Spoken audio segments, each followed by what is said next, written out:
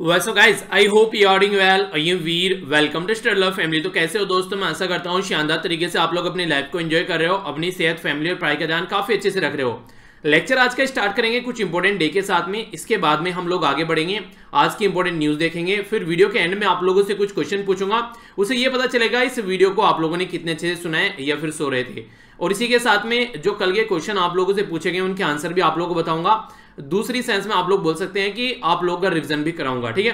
तो ये कुछ ऐसे लेक्चर रहने वाला है, तो टकटकी लगाकर लेक्चर को देखिए ताकि वीडियो के एंड में जो भी क्वेश्चन मैं आप लोगों से पूछूं उनका आंसर आप लोग अच्छे से कर पाए, ठीक है। तो सबसे पहले बात करते हैं इंपॉर्टेंट डे के बारे में।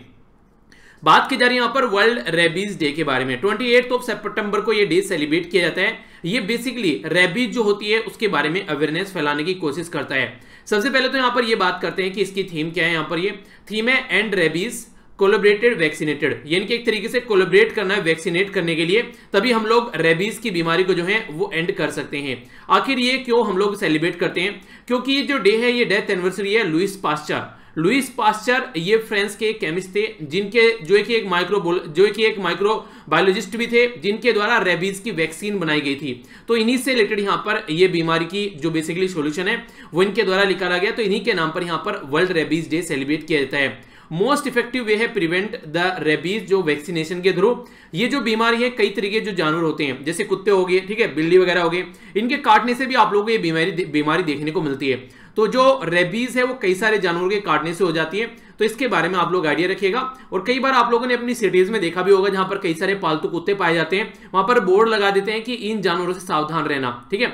शायद आप लोगों ने देखा होगा म्युनिसिपैलिटी वाले एरिया में, आई थिंक। अगर नहीं देखा है तो उसके बारे में बताइएगा, पर लेकिन ऐसा नॉर्मली देखने को मिलता है अवेयरनेस के पॉइंट ऑफ व्यू से। नेक्स्ट यहां पर जो बात की जा रही है वर्ल्ड हार्ट डे के बारे में। तो जो दिल है वो कई बार आप लोगों ने कई सारे गानों में भी सुना होगा। दिल के बारे में आप लोग वैसे भी कई सारी बातें करते हैं, दिल ये हो गया, दिल टूट गया, दिल भर गया, दिल रोना आ रहा है, पता नहीं क्या क्या बोलते हैं। पर लेकिन यहाँ पर जो बातें चल रही है ये है वर्ल्ड हार्ट डे के बारे में, यानी कि हार्ट से रिलेटेड जो बीमारी है, ठीक है। तो दिल की जो बीमारी है वो आज के दिन यहाँ पर ये डे सेलिब्रेट किया जाता है कि इस बीमारी को दूर भगाओ, चाहे वो कोई सी भी बीमारी क्यों ना हो, ठीक है। तो 29 सितंबर को आप लोगों को देखने को मिलता है। अवेयरनेस ये रहती है कि दिल की जो बीमारी है उनसे आप लोग दूरी बनाकर रखो। नॉर्मली इनको आप लोग सीवीडी बोलते हैं, यानी कि कार्डियोवास्कुलर डिजीज, ठीक है। सीवीडी का नाम आप लोगों ने सुना होगा। ये यहाँ पर इंक्लूडिंग जो हार्ट डिजीज होती है, कई सारे लोगों को आज के डेट में हार्ट अटैक आ जाते हैं। रीजन बेसिकली ये रहता है जैसा हमारा लाइफ स्टाइल हो गया है, रहने सोने खाने पीने का जो तरीका है वो बिल्कुल एक तरीके से आप लोग बोल सकते हैं कि बर्बादी की ओर रहता है। कब खा रहे हैं, कब सो रहे हैं, कब क्या काम चल रहा है, वो जो पैटर्न चेंज हो चुका है उसके चलते ये खतरनाक बीमारी देखने को मिलती है। थीम यहाँ पर काफी इंटरेस्टिंग है, यूज हार्ट टू बीट, यानी कि अपने हार्ट को यूज करो ताकि वो बीट करता रहे, यानी कि धड़कता रहे। For society your loved and once and you, ठीक है। तो एक तरीके से कहने का मतलब ये है कि एक तरीके से जो दिल है आप लोगों को अपनी सोसाइटी के लिए, लव्ड वन के लिए और आप लोगों के लिए धड़कता रहना चाहिए। तो इसलिए यहाँ पर इसको बोला जा रहा है एक थीम के तौर पर अवेयरनेस फैलाने के लिए। तो वर्ल्ड हार्ट फेडरेशन जो है यहाँ पर, जिसका हेडक्वार्टर स्विट्जरलैंड में है, वो इस डे को ऑब्जर्व करती है। तो देखिए जो भी ऐसे कोई डे है इंपोर्टेंट, उनके रिलेटेड आप लोगों को थीम जो है डायरेक्ट क्वेश्चन की फॉर्म में बन जाते हैं। तो थीम इसके बारे में जरूर याद रखिएगा, ठीक है। नेक्स्ट जो न्यूज है आप लोगों के सामने यहाँ पर ये बात की जा रही है इंडियन म्यूजियम के बारे में, जिसको आप लोग संग्रहालय भी बोलते हैं। तो यहाँ पर जो हम लोग न्यूज डिस्कस करने वाले हैं इंडियन म्यूजियम, जो कि कोलकाता के अंदर है, वेस्ट बंगाल में, उसके बारे में हम लोग डिस्कस करेंगे। सबसे पहले तो इंपॉर्टेंट न्यूज ये बनती है आप लोगों के सामने कि ये न्यूज में किस लिए है। न्यूज में ये इसलिए है क्योंकि हमारी कंट्री में जो कैग की पोस्ट होती है, जिसको शॉर्ट फॉर्म में आप लोग कैग और वैसे आप लोग controller and auditor general of India बोलते हैं, ये ऑडिट करते हैं कई पर्टिकुलर चीजों के बारे में हमारी कंट्री में कि क्या चल रहा है, यहाँ पर कोई गलती तो नहीं देखने को मिल रही है। तो इनके द्वारा बोला गया कि अभी हमारी कंट्री में जो इंडियन म्यूजियम है कोलकाता के अंदर में, रिनोवेशन का वर्क वहां पर चल रहा था, यानी कि चीजों को रिनोवेट किया जा रहा था, एक तरीके से पेंटिंग वगैरह और साफ सफाई वगैरह वहां पर की जा रही थी। तो वो बड़े ही एक तरीके से बोल सकते हैं कि ऐसे तरीके से किया गया कि जो बोलते हैं केयरलेस तरीके से। तो कई सारी जो प्राइसलेस चीजें हैं, जो आर्टिफैक्ट हैं, वो यहाँ पर अभी जो है डैमेज होते हुए नजर आए। तो ये बातें इनके द्वारा बोली गई है। आपके माइंड में एक क्वेश्चन आ रहा होगा कि इनको रखा किस लिए जाता है। देखिए ये कुछ ऐसी चीजें हैं जो हमारी आने वाली जनरेशन होगी उसको पता चलाएगा, उसके बारे में बताया जाएगा कि हाँ ऐसी कुछ चीजें भी हुआ करती थी पास्ट में, ताकि आने वाली जनरेशन को हम लोग इन चीजों के बारे में अवेयर करा सकें। इसलिए यहाँ पर म्यूजियम के अंदर ये सारी चीजें रखी जाती हैं, अपनी कल्चर, अपनी चीजें जो उनको समझाया जा सके कि हाँ कुछ ऐसी हुआ करती थी। तो ये चीजें हैं, इसीलिए यहाँ पर इनके बारे में इंफॉर्मेशन है। तो यहां पर जो बेसिकली बात की जा रही है इंडियन म्यूजियम के बारे में, तो अर्लियर अगर आप लोग आज के डेट में अगर इंडियन म्यूजियम के बारे में बात करें तो इंडियन सब कॉन्टिनेंट में नहीं, इवन एशिया पैसिफिक रीजन में ये कहीं आप लोग बोल सकते हैं कि earliest and largest multipurpose museum आप लोगों को देखने को मिलते हैं, जो कि कोलकाता के अंदर में है।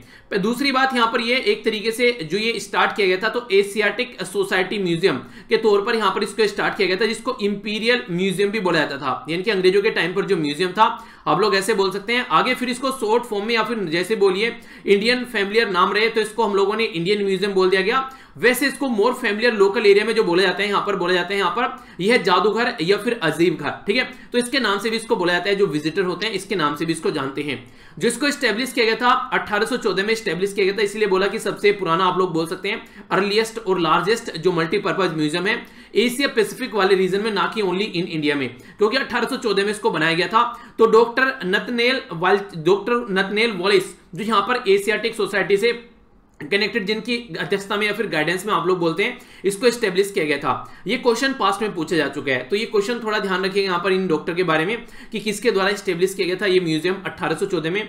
तो ये मैच करने के लिए क्वेश्चन पास्ट में एग्जाम में आ चुका है, ठीक है। अगर बात करें यहाँ पर कौन सी मिनिस्ट्री के अंडर में आता है तो मिनिस्ट्री ऑफ कल्चर के अंडर में आता है। कुछ इसके बारे में एक ऑर्गेनाइजेशन है जिसके बारे में आप लोग थोड़ा सा आइडिया रखिएगा। हमारी कंट्री में एएसआई शॉर्ट फॉर्म में बोलते हैं इसको, आर्कियोलॉजिकल सर्वे ऑफ इंडिया। तो पहले तो ये क्वेश्चन है कौन सी मिनिस्ट्री के अंडर में आती है, तो मिनिस्ट्री ऑफ कल्चर के अंडर में यहाँ पर ये आती है। ये बेसिकली आर्कियोलॉजिकल रिसर्च और जो कंजर्वेशन प्रिजर्वेशन का काम करती है हमारी कंट्री में, जो भी कल्चर से रिलेटेड जो भी मॉन्यूमेंट है, यानी कि जैसे हमारी कंट्री में अगर आप लोग बात करें, जैसे कि अगर बात करें लाल किला हो गया, ताजमहल हो गया या कुतुब मीनार हो गई, ये सारी चीजें ऐसे मॉन्यूमेंट हैं आज के दिन में हम लोग देख रहे हैं। आने वाली जनरेशन को भी इनको देखना है, तो ताकि उनको प्रिजर्व किया जा सके, ढंग से प्रॉपर वे में उनकी देखरेख की जा सके, तो काफी बड़ा रोल प्ले करता है archaeological survey of India. Archaeological survey of India जो बनाया गया था 1861 में बनाया गया था अलेक्जेंडर कनिंघम के द्वारा। कई बार इंपॉर्टेंट क्वेश्चन पूछा जा चुका है, फर्स्ट डायरेक्टर जनरल भी थे इसके। तो फाउंडर और first director general Alexander Cunningham, 1861 में इसको बनाया गया। हेडक्वार्टर आप लोगों को इसका न्यू दिल्ली में देखने को मिलेगा, और मिनिस्ट्री ऑफ कल्चर जो मैंने भी आप लोगों को बताया उसके अंदर यहां पर ये आता है, ठीक है। तो इसके बारे में बेसिक इंफॉर्मेशन है जो आप लोग आइडिया रख सकते हैं। बाकी इसका मोटो है, पढ़ लीजिएगा यहां पर। तो बेसिकली कहने का मतलब ये है कि आज के डेट में ये न्यूज में है, तो ये ऐसी ऑर्गेनाइजेशन है जिससे कल्चर के पॉइंट ऑफ व्यू से आप लोगों से क्वेश्चन बन सकता है, ठीक है। और ये म्यूजियम है, हिस्ट्री का क्वेश्चन होगा पर लेकिन प्रेजेंट में न्यूज में है, ये कैग की रिपोर्ट की वजह से, तो आप लोगों से क्वेश्चन बन सकता है। नेक्स्ट जो न्यूज है यहाँ पर, ये काफी इंटरेस्टिंग न्यूज आप लोग यहाँ पर बोल सकते हैं। इंटरेस्टिंग क्या, एक तरीके से दुख भरी न्यूज आप लोग इसको बोल सकते हैं, पर लेकिन इंटरेस्टिंग जो है इस तरीके से है कि क्या क्या चीजें सोसाइटी में देखने को मिल रही है। अभी यहाँ पर बात की जा रही है एक टॉक्सिन के बारे में, जो कि वाटर के अंदर प्रोड्यूस किया गया साइनोबैक्टीरिया के द्वारा, यानी कि एक टॉक्सिक यहाँ पर प्रोड्यूस किया गया साइनोबैक्टीरिया के द्वारा। ये एक तरीके बैक्टीरिया है पानी के अंदर में, ये कहां पर, यह बोट्सवाना, तो ये कंट्री अफ्रीका के अंदर में, और इसमें यहां पर 300 के करीब जो एलिफेंट है उनकी जान चली गई। 300 हाथी, एक हाथी का साइज आप लोग एक बार थोड़ा सा सोचकर देखिए दिमाग में, ऐसे ऐसे 300 हाथी यहां पर इनकी जान चली गई है। तो मोर देन बोला गया है, 300 तो इससे भी ज्यादा बोला गया है। तो ऑफिशियल के द्वारा यहां पर अभी इन्वेस्टिगेशन के बारे में पता चला, तो यहां पर ये सब चीजें सामने निकल कर आई। तो जो साइनोबैक्टीरिया है जो यहां पर रिसेंटली अभी न्यूज में है, पहले तो आप लोग ये बेसिकली एरिया देखिए यहां पर, जिसको आप लोग बोट्सवाना बोलते हैं, आखिर ये लोकेटेड कहां पर है। अपनी प्यारी कंट्री होगी यहां पर। अगर आप लोग अफ्रीका कॉन्टिनेंट में जाएंगे तो आप लोगों को साउथ अफ्रीका के ऊपर ये एक कंट्री आप लोगों को देखने को मिलेगी, ठीक है। अफ्रीका कॉन्टिनेंट में ये हो गया साउथ अफ्रीका, ये हो गई ऊपर बोट्सवाना, ठीक है। तो ये कंट्री है एग्जैक्ट यहां पर, जिसके बारे में हम लोगों ने बात की। तो अफ्रीका कॉन्टिनेंट के अंदर इसके बराबर में हो गया यहां पर नामीबिया, ठीक है। ऊपर चलोगे तो यहां पर हो गया अंगोला, थोड़ा हो गया तो यहां पर ये हो गया जाम्बिया, नेक्स्ट हो गया जिम्बाब्वे, ठीक है। तो ये पर्टिकुलर एरिया है, कई बार आप लोगों से एग्जाम में पूछ ले आते हैं। तो हल्का सा अगर कोई रीजन न्यूज में हो तो उसके बारे में याद रखिएगा, मैप बेस्ड क्वेश्चन कई बार बन जाते हैं। तो इसके बारे में अगर हम लोग बात करें, बोट्सवाना के अंदर यहाँ पर अभी ये जान गई यहाँ पर कई सारे एलिफेंट्स के, तो क्वेश्चन आप लोगों से बन सकता है कि किसकी वजह से गई, तो साइनोबैक्टीरिया की वजह से। साइनोबैक्टीरिया जो है यहाँ पर ये एक माइक्रोस्कोपिक ऑर्गेनिज्म है, यानी कि कॉमनली यहाँ पर ये आप लोगों को वाटर और समटाइम्स आप लोगों को ये सोइल में भी देखने को मिलते हैं। नॉर्मली जो ये यूज किया जाता है ग्रुप ऑफ फोटोसिंथेसिस बैक्टीरिया के तरीके से भी आप लोग जानते हैं, जो कि नाइट्रोजन फिक्सेसिंग का काम करता है। आप लोगों ने एक टर्म सुनी होगी, अगर आप लोग, मुझे लगता है शायद 9th और 10th की एनसीईआरटी में है आई थिंक, इसको बोलते हैं राइजोबियम लेग्यूमिनोसेरम। ये जो मटर कुल का पौधा होता है उसकी जड़ों में एक पर्टिकुलर ये एक बैक्टीरिया पाया जाता है, ठीक है, जो कि यहां पर ये सेम काम करता है नाइट्रोजन फिक्सेशन का। तो ये कई बार आप लोगों ने इसके बारे में सुना भी होगा। तो ये बेसिकली जो पेड़ पौधे पौधे होते हैं, हमारी आप लोगों को पता है कि हमारे इन्वायरमेंट में कि 70% से भी ज्यादा आप लोगों को लगभग नाइट्रोजन देखने को मिलती है। तो जो नाइट्रोजन है वो डायरेक्टली एक तरीके से एब्जॉर्ब नहीं कर सकते हैं, इनडायरेक्ट वे में उनको वो नाइट्रोजन देनी होती है, जो कि यहां पर प्रोवाइड कराई जाती है अलग अलग बैक्टीरिया के द्वारा। ठीक है, तो यहां पर जो बात की जा रही है, ये बोला जा रहा है कि जो भी यहां पर अभी ये बैक्टीरिया है सारे ऐसा नहीं है कि टॉक्सिन ये प्रोड्यूस करते हैं, कुछ यहां पर आप लोगों को देखने को मिलेंगे जो कि रिसेंटली ऐसा कुछ यहां पर कर चले गए हैं। ग्लोबल टेम्परेचर की वजह से भी यहां पर चेंज आप लोगों को देखने को मिलते हैं। जो साइंटिस्ट है वो कंसर्न है यहां पर, जो इतना ह्यूज इंपैक्ट यहां पर देखने को मिला कि 300 से ज्यादा हाथी की जान चलेगी, तो ये सोचने के लिए मजबूर कर रहे हैं कि आगे भी ऐसे कोई इंपैक्ट कई सारे देखने को मिल सकते हैं। तो इंपॉर्टेंट न्यूज है, लोकेशन भी इंपॉर्टेंट है, हल्का सा आइडिया रखिएगा इसके बारे में। आगे बढ़ता हूं। नेक्स्ट जो इंपॉर्टेंट न्यूज है यहाँ पर, ये हमारी कंट्री में जो बेसिकली कनेक्टिविटी है उसके बारे में बात की जा रही है, और हमारी कंट्री की जो कैपिटल है दिल्ली, उसको आसपास वाले रीजन से कनेक्ट करने की कोशिश की जा रही है। जैसे दिल्ली से जो मेरठ है उसके कॉरिडोर के बारे में बात की जा रही है, इसी के साथ में दिल्ली से गुरुग्राम के साथ में कनेक्ट किया जा रहा है, पानीपत के साथ में कनेक्ट किया जा रहा है। तो ये कई सारे एरिया हमारी कंट्री में दिल्ली से कनेक्टिविटी की बात की जा रही है, ताकि दिल्ली का कनेक्शन इनके साथ में किया जा सके, और जिसकी वजह से दिल्ली के ऊपर काफी ज्यादा बर्डन रहता है पॉपुलेशन का, वो थोड़ा कम किया जा सके। मान लीजिए आज के डेट में अगर आप लोग बात करें दिल्ली से मेरठ के बारे में, या फिर दिल्ली से आप लोग यहां पर जाते हैं गुरुग्राम या फिर पानीपत जाते हैं, तो इनकी डिस्टेंस इतनी है कि कल को अगर आप लोग यहां पर जाना चाहते हैं तो कम से कम आप लोग अगर यहां पर इन पर्टिकुलर एरिया में रहते हैं तो दिल्ली से काम कर वापस आप लोग जा सकते हैं। पर लेकिन कंडीशन ये देखने को मिलती है, ट्रांसपोर्ट फैसिलिटी उतनी अच्छी नहीं है, जिसकी वजह से टाइम ज्यादा लग जाता है। अभी यहां पर बोला गया कि 1/3 टाइम लगेगा, जो नॉर्मली यहां पर अभी टाइम लगता है उसका, तो काफी टाइम कम हो जाएगा। तो आगे किसी को यहां पर जाकर दिल्ली के अंदर रहने की जरूरत नहीं है, आसपास वाले रीजन में वो वापस जा सकते हैं। तो हमारी कंट्री में जहां पर दुर्गा शंकर मिश्रा है सेक्रेटरी जो ministry of housing and urban affair के बारे में बात करें, तो ये इसी के साथ में यहाँ पर चेयरमैन है national capital region transport corporation के, इनके द्वारा अनवील किया गया यहाँ पर जो फर्स्ट लुक है RRTS, इसका मतलब क्या होता है, रीजनल रैपिड ट्रांजिट सिस्टम। तो ये ट्रेन यहाँ पर स्टार्ट की जाएगी हमारी कंट्री में, और टारगेट रखा जा रहा है कि 2022 तक यहाँ पर बेसिकली देखने को मिले फुल्ली एयर कंडीशनर देखने को मिलेगी, जैसे कि नॉर्मली मेट्रो होती है, और 180 किलोमीटर पर घंटे की स्पीड से यहाँ पर ये चलने वाली है।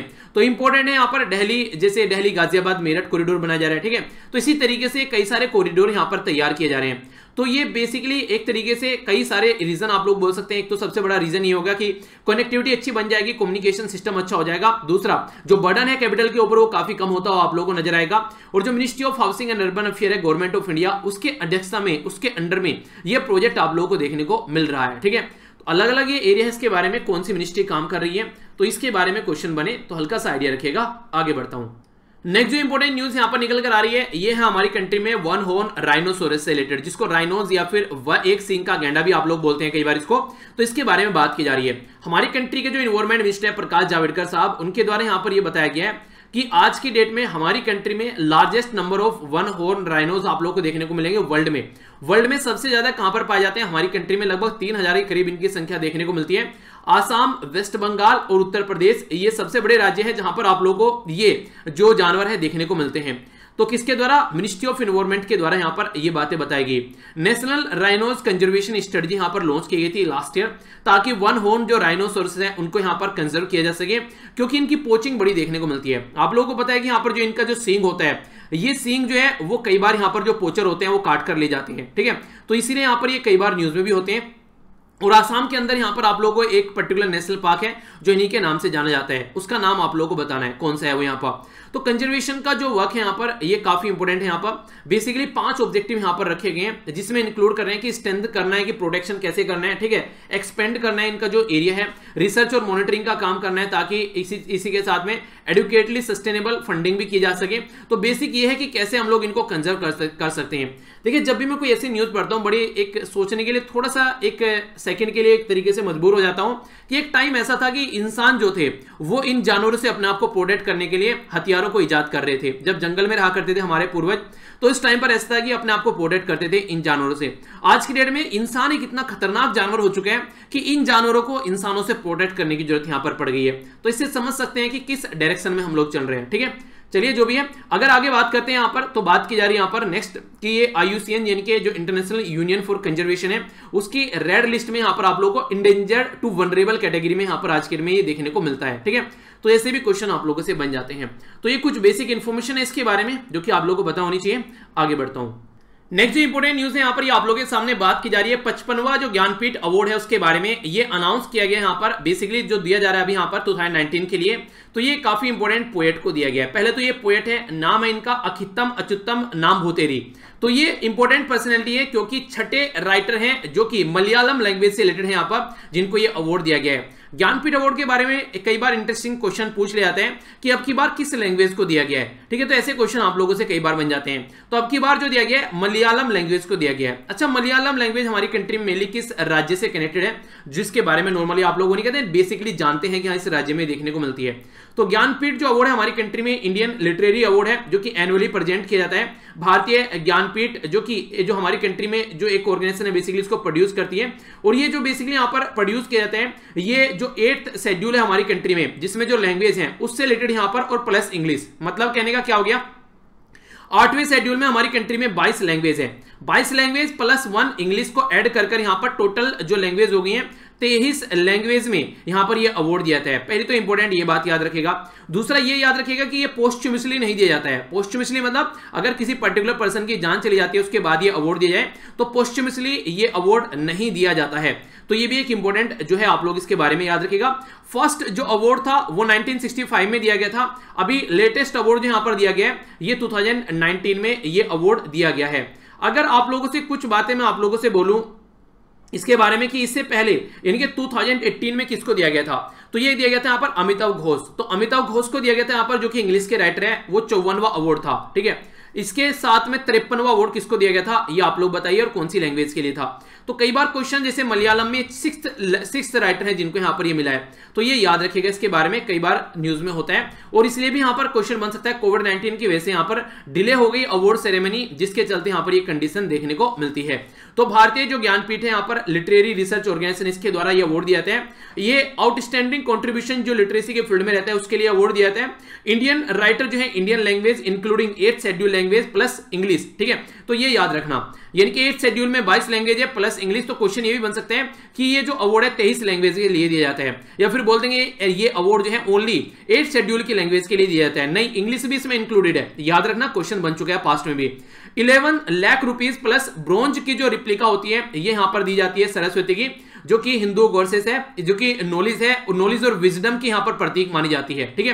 पोस्टुमसली नहीं दिया जाता है, जो मैंने अभी आप लोगों को बताया, यानी कि ये ऐसा है कि जिंदे इंसान को ही दिया जाएगा, ऐसा आप लोग बोल सकते हैं, ठीक है। तो पब्लिक जो यहाँ पर जो एक तरीके से जो पब्लिश किया जाता है ड्यूरिंग प्रीसीडिंग यानी कि लास्ट 20 ईयर में जो भी यहाँ पर काम किसी पर्टिकुलर पर्सनैलिटी के द्वारा किया जाता है तो उसको यहाँ पर काउंट किया जाता है और उसके हिसाब से ये अवार्ड दिया जाता है।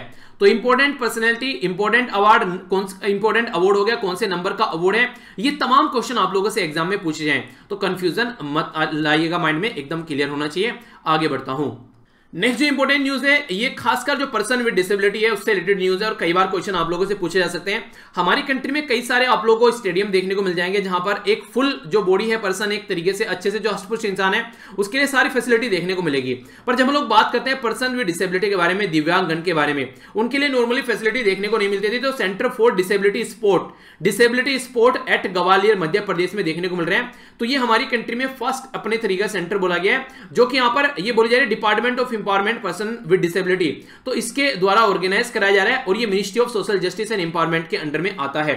अब तक कोई भी ट्रेनिंग फैसिलिटी अवेलेबल नहीं थी कंट्री में। अगर पर्सन विद डिसेबिलिटी के बारे में बात करें तो यहां पर इनको स्पेशलाइज्ड ट्रेनिंग प्रोवाइड कराई जाएगी जो कि इनकी रिक्वायरमेंट है उसके हिसाब से। Centre for disability sport at Gwalior जो है मध्य प्रदेश के अंदर, तो ये यहां पर अप्रूव किया गया था कैबिनेट के द्वारा 2019 में। तो अब यहां पर ये बेसिकली पिक्चर में ग्राउंड लेवल पर यहां पर ये आ रहा है। रजिस्टर कहां पर किया गया, सोसाइटी रजिस्ट्रेशन एक्ट जो 1860 का है उसके तहत यहां पर इसको रजिस्टर किया गया है। गवर्निंग बॉडी कौन है, तो चेयरमैनशिप ऑफ यहां पर जो सेक्रेटरी है यहाँ पर department of empowerment of person with disability, उसके द्वारा यहाँ पर कॉन्स्टिट्यूट किया जाता है।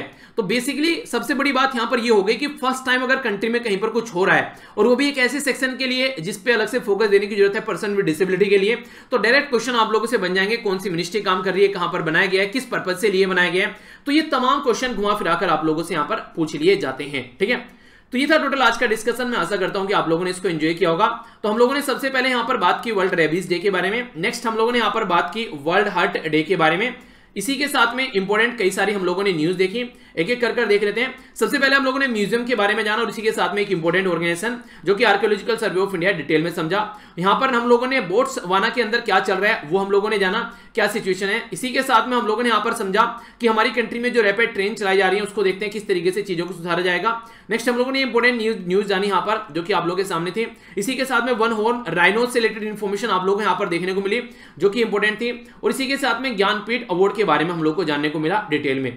तो ये था आज का डिस्कशन। देख लेते हैं कितने अच्छे से आप लोगों ने सुना, क्वेश्चन के आंसर दीजिएगा। ठीक है, क्वेश्चन आप लोगों के सामने बात की जा रही है हमारी कंट्री में इंडियन म्यूजियम के बारे में। तो कहां पर ये लोकेटेड है, जिसके बारे में एक पर्टिकुलर हमारी कंट्री में बॉडी है उसके द्वारा बोला गया कि सही से काम नहीं कर रहे हैं। यहां पर एक तरीके से जो इनको कंजर्व किया जा रहा है वो सही तरीके से कंजर्व नहीं किया जा रहा है। आर्कियोलॉजिकल सर्वे ऑफ इंडिया किस मिनिस्ट्री के अंडर में आता है ये आप लोगों को बताना है। नेक्स्ट यहां पर किसके द्वारा फाउंड किया गया था ये आप लोगों को बताना है, जो कि फर्स्ट डायरेक्टर जनरल भी थे इसके। ठीक है, इसी के साथ में सेंटर फॉर डिसेबिलिटी स्पोर्ट ये कहां पर स्टेब्लिश किया गया और कौन सी जो मिनिस्ट्री है जिसके द्वारा इसको स्टेब्लिश किया गया था। कौन से मिनिस्ट्री हैं जिनके द्वारा बोला गया हमारी कंट्री में सबसे ज्यादा राइनोज पाए जाते हैं। और आसाम वेस्ट बंगाल के अलावा एक और राज्य कौन सा है जहां पर सबसे ज्यादा राइनोज देखने को मिलते हैं। नेक्स्ट हम लोगों ने बात की थी टॉक्सिन, अभी यहां पर जो साइनोबैक्टीरिया उसके बारे में 300 के करीब एलिफेंट यहां पर इनकी जान चली गई, तो कहां पर इनकी जान गई। इसी के साथ में बात की जा रही है 55वां ज्ञानपीठ अवार्ड जो है अनाउंस किया गया, तो किस पोएट के लिए अनाउंस किया गया ये बताना है और कौन सी लैंग्वेज के लिए अनाउंस किया गया ये भी बताना है। क्वेश्चन इंपॉर्टेंट है, या तो डायरेक्ट एग्जाम में क्वेश्चन बन जाएंगे या किसी क्वेश्चन में स्टेटमेंट की फॉर्म में पूछा जाएगा, तो कंफ्यूज मत होइएगा, रिवीजन अच्छे से कर लीजिएगा। आइए अब थोड़ा सा और रिवीजन कर लेते हैं। वर्ल्ड टूरिज्म डे इसकी थीम आप लोगों को बतानी है। 4th एडिशन जो यहां पर जापान इंडिया का जो बायलैटरल एक्सरसाइज है उसको देखने को मिला, तो ये कहां पर देखने को मिला। इसी के साथ में जो यहां पर लास्ट एडिशन था इसका 2018 में, वो कहां पर देखने को मिला। तो कहने का मतलब ये 2 साल में एक बार होती है। ठीक है, पहला 2018 में होता है इससे पहला, फिर अभी यहां पर 2020 में हो रहा है। परमानेंट कोर्ट ऑफ आर्बिट्रेशन कहां पर, जिसने वोडाफोन के फेवर में डिसीजन दिया है। इसी के साथ में नेक्स्ट जो बात की जा रही है, हम लोगों ने यहां पर ये बात की कि हमारी कंट्री में जो इंश्योरेंस कंपनी है उनको कुछ इंपोर्टेंस का दर्जा दिया गया है। जिस वर्ड बोला गया है ये वर्ड यूज किया गया DSII, तो ये क्या है इसके बारे में आप लोगों को बताना है। फेम स्कीम क्या थी इसकी फुल फॉर्म आप लोगों को बतानी है, जो कि ministry of industry and ministry of heavy industry and public enterprise के द्वारा इसको इंप्लीमेंट किया जा रहा है। स्टेट बैंक ऑफ इंडिया, इसी के साथ में 2 और बैंक का नाम आप लोगों को बताना है जिसको DSIB क्या है ये भी आप लोग बताइए, अभी डिस्कस करूंगा तो बता दूंगा। तो ये आप लोगों को बताना था, ये पास्ट में क्वेश्चन पूछे जा चुके हैं, ये वाला तो पुराना है थोड़ा सा पर, लेकिन इसी के पैटर्न पर इंश्योरेंस कंपनी के रिलेटेड भी यहां पर ये न्यूज देखने को मिली है। ठीक है, तो इसके बारे में आप लोगों को बताना है। अभी देख लेते हैं आंसर, तभी आप लोग डिटेल में समझ पाएंगे क्या बोलना चाह रहा हूं। वर्ल्ड टूरिज्म जो डे है इसकी थीम है यहां पर tourism and rural development. Important है, याद रखिएगा गांव के डेवलपमेंट के बारे में बात की जा रही है टूरिस्ट एक्टिविटी के साथ में। ठीक है, नेक्स्ट 4th एडिशन जो देखने को मिला यहां पर नॉर्थ अरेबियन सी के अंदर में, तो यहां पर ये अभी इंडिया और जापान के बीच की बायलैटरल एक्सरसाइज थी जिसको JIMEX, तो जिमेक्स आप लोग इसको बेसिकली बोल सकते हैं। लास्ट जो इसका एडिशन था विशाखापट्टनम में यानी कि आंध्र प्रदेश में देखने को मिला। Permanent court of arbitration Hague में यानी कि आप लोगों को नीदरलैंड में देखने को मिलता है, जो कि मैंने कल मैप में भी आप लोगों को दिखाया था। अभी बात की जा रही है डोमेस्टिक सिस्टमेटिकली इंपोर्टेंट इंश्योरेंस। ठीक है, तो इंश्योरर जो है इसके बारे में आप लोग बाद में समझिएगा, पहले आप लोग यहां पर इसको समझिए। हमारी कंट्री में रिजर्व बैंक ऑफ इंडिया के द्वारा अभी 3 बैंक ऐसे थे जिनको डोमेस्टिकली यानी कि एक तरीके से डोमेस्टिक सिस्टमेटिकली इंपोर्टेंट बैंक का दर्जा दिया गया। डोमेस्टिक सिस्टमेटिकली इंपोर्टेंट बैंक, तो ये वो बैंक है जिनको बोला जाता है too big to be fail, यानी कि ये फेल नहीं हो सकते, ये बैंक यहां पर बंद नहीं हो सकते, इतने बड़े बैंक हैं, तो इनको और ज्यादा थोड़ा सा सपोर्ट किया जाए। तो इसलिए यहां पर ये 3 बैंक है आज के दिन में हमारी कंट्री में जो इस कैटेगरी में आते हैं। ठीक है, तो 3 बैंक काफी इंपॉर्टेंट है हमारी कंट्री है, या फिर बोल सकते हैं हमारी कंट्री के सबसे बड़े जो बैंक है आज के दिन में ये बैंक है। ठीक है, तो ये too big to be fail वाली कंडीशन है, यानी कि ये बैंक अगर फेल हो गए तो ये समझिए हमारी कंट्री की अर्थव्यवस्था फेल हो जाएगी। तो ये इतने बड़े बैंक आज के दिन में हो चुके हैं। इसी के पैटर्न पर यहां पर insurance regulatory authority of India जिसको IRDAI आप लोग बोलते हैं, इसने कई सारी इंश्योरेंस कंपनी को ये सेम दर्जा दिया गया है डोमेस्टिक सिस्टमेटिकली इंपोर्टेंट इंश्योरर। ठीक है, जो यहां पर बैंक को दिया गया है। तो यहां पर कौन दे रहा है दर्जा, ये रिजर्व बैंक ऑफ इंडिया दे रहा है, बैंक की बात करें, और यहां पर कौन दे रहा है, ये IRDAI दे रहा है जब यहां पर इंश्योरेंस कंपनी की बात करते हैं। तो life insurance corporation of India, general insurance corporation of India, new India insurance, तो एश्योरेंस, तो ये सारी कंपनी यहां पर इस कैटेगरी में आ गई हैं, जिसको यहां पर जो यहां पर insurance regulatory authority of India के द्वारा इस कैटेगरी में रखा गया है। ठीक है, तो कंफ्यूज नहीं होना। नेक्स्ट यहां पर क्वेश्चन है faster adoption and manufacturing of hybrid and electric vehicle in India. तो ये बोला गया फेम स्कीम। बेसिकली क्या मतलब है, जैसे आप लोग डीजल पेट्रोल के व्हीकल चलाते हैं, इसी के साथ में यहां पर इलेक्ट्रिक व्हीकल को प्रमोट करने की कोशिश की जा रही है। तो इसका सेकंड फेज अभी देखने को मिला, जिसके तहत अलग अलग कंट्री में, हमारी में अलग अलग एरिया में जो इलेक्ट्रिक व्हीकल है उनको चलाया जा रहा है ताकि लोगों तक चीजों को पहुंचाया जा सके। ठीक है, तो इसके बारे में आप लोग ये याद रख सकते हैं। इंपॉर्टेंट न्यूज है क्योंकि बजट में इसको अनाउंस किया गया था और आज की डेट में सेकंड फेज इसका चल रहा है और काफी लगभग 10,000 के करीब 10,000 करोड़ रुपए यहां पर खर्च किए जा रहे हैं गवर्नमेंट के द्वारा। अगर कोई इलेक्ट्रिक व्हीकल खरीदता है तो उसको सपोर्ट किया जा रहा है, टैक्स में भी कुछ छूट दी जा रही है। तो ये सारा किस लिए किया जा रहा है, ताकि इलेक्ट्रिक व्हीकल पर फोकस दिया जा सके और इन्वायरमेंट को भी थोड़ा सा फायदा देखने को मिले। तो faster adoption and manufacturing of hybrid and electric vehicle in India, ये फुल फॉर्म है इसकी फेम की। ठीक है, तो इसके बारे में आइडिया रखिएगा। तो ये था आज का डिस्कशन। मैं आशा करता हूं कि आप लोगों को इससे जरूर कुछ ना कुछ फायदा हुआ होगा। तो फायदा हुआ है तो फीडबैक जरूर देना, अगर अच्छा लगा है तो लाइक करना, अगर अच्छा नहीं लगे तो डिसलाइक करना, कमेंट और शेयर करके बताना कैसा आप लोगों को लगे। अगर अच्छा नहीं लगे तो शेयर बिल्कुल भी नहीं करना है, हमेशा वो चीज शेयर कीजिए जो आप लोगों को अच्छी लगती है, तभी सोसाइटी में अच्छी चीजें पहुंचेंगी। यहां से जाकर पीडीएफ डाउनलोड कर सकते हैं, सारे लिंक वीडियो के नीचे मिल जाएंगे। अगर आप लोग इन सोशल मीडिया पर हैं, ट्विटर, इंस्टाग्राम, फेसबुक, तो यहां पर भी आप लोग मेरे साथ कनेक्ट रह सकते हैं। तो मिलता हूं नेक्स्ट लेक्चर में। बड़ों को नमस्ते, छोटों को प्यार, छोटी सी लाइफ है, एंजॉय करा। तब तक के लिए जय हिंद।